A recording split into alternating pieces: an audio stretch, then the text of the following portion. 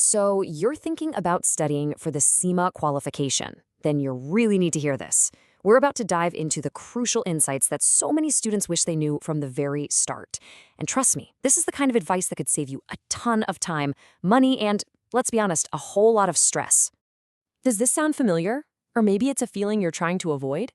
It's that moment so many CIMA students have, deep into their studies, when they realize they've kind of been playing by the wrong rules. Well, today, we are pulling back the curtain to show you what the game is really all about, starting with the biggest secret of them all. First up, the CIMA mindset. The very first revelation is all about what CIMA actually is. You see, a lot of people walk in with a huge misconception, and if you can correct this from day one, it will completely change your entire approach, and you'll probably even enjoy the process a whole lot more. Okay, so most people hear CIMA and they immediately think it's pure accounting, right? Just crunching numbers all day. But that's not the whole picture, not even close. The reality is, CIMA is all about business, strategy, and making smart decisions. Accounting, that's just one of the tools in the toolbox. So what this really means is, if you're fascinated by how businesses actually work and grow, CIMA could be an absolutely perfect fit for you, even if you don't see yourself as a traditional number cruncher. So, once you've got the right mindset, the next big piece of the puzzle is how you study. And here's the real secret. CIMA isn't about how brilliant you are. It's about how smart you work. It's a whole different ballgame. Just think about it like this, right? If you skip a few weeks of studying and then try to cram it all in before an exam, you're staring up at this giant, overwhelming mountain of stress and information. But if you're consistent, even just for a little bit each day, that workload stays totally manageable. You're just chipping away at it piece by piece instead of trying to smash a boulder with a sledgehammer. And that's really the bottom line here. CIMA is a test of your discipline, not your genius. You just have to show up consistently. I promise you, a steady 2 hours a day will always beat a frantic 12-hour cram session. Always. You know, this whole idea of consistency also applies to your timeline. There is so much pressure to finish CIMA as fast as humanly possible. But hey, life happens. You've got a job, maybe a family, and everyone has their own learning speed. And you know what? That is totally okay. Just remember, the goal is to finish, not to finish first. It's a marathon, not a sprint. All right, let's talk about the exams, specifically the case study exams. This is where a lot of students get a real shock to the system because these are not like any traditional exam you've probably ever taken before. The key word here, the one you need to tattoo on your brain, is apply. These exams are not about just spitting back definitions you memorized from a textbook. No way.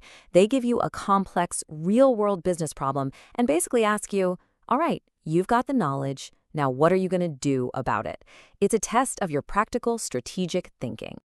So what does it really take to pass these things?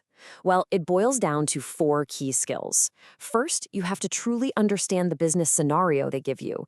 Second, you have to apply the right theories at the right time. Third, you've got to write your solution clearly and professionally. And fourth, you have to do all of this under some pretty intense time pressure. You see, just memorizing the theory is only one tiny piece of a much bigger puzzle. Okay, let's zoom out for a second. Passing all the exams is, of course, a huge milestone, but it's not the finish line, not by a long shot. To become fully CMA qualified, there's another critical piece of the puzzle you need to be thinking about from the very beginning. And here is that reality check. Passing your exams is only half the battle. Seriously. The other 50% of your qualification is what's called the Practical Experience Requirement, or PER. This means you have to be actively getting and documenting relevant work experience while you study. So the big takeaway here, start thinking about how your job lines up with your studies from day one. It'll make your life so much easier down the road. And please, I'm begging you, don't try to do this all by yourself.